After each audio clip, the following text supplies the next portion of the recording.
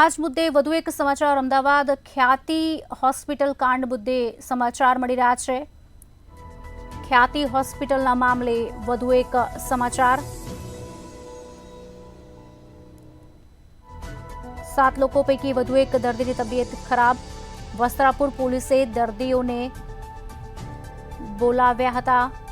શારીરિક તપાસ માટે દર્દીઓને બોલાવાયા હતા।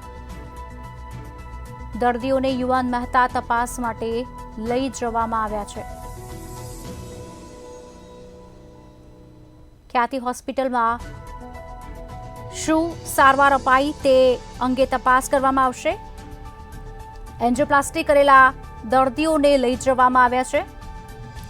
5 દર્દીઓને તપાસ માટે યુવાન મહેતા લઈ જવામાં આવ્યા છે।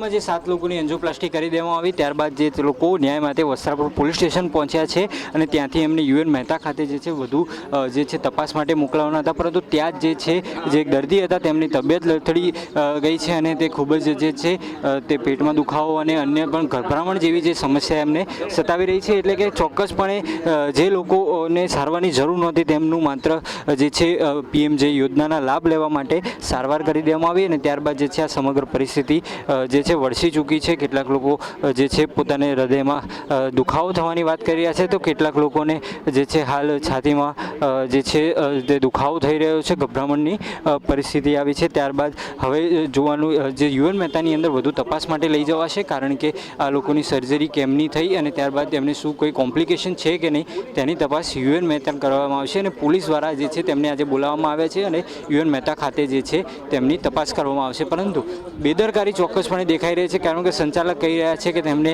પરિવારજનોની સંમતિ લીધી હતી, પરંતુ તેવી કોઈ જ હાલ જે છે પરિવારજનો દ્વારા કહેવામાં નથી આવી કે એમની સંમતિ લેવામાં નથી આવી। ત્યારે કેટલાક લોકોની તબિયત લડશે છે, એટલે ચોક્કસ જીવલેણ બેદરકારી જે છે ખ્યાતિ હોસ્પિટલની સામે આવી છે। કેમેરામેન બીપી નવીન સાથે મિત્ર રાઠોડ, મંતવ્ય ન્યૂઝ, અમદાવાદ।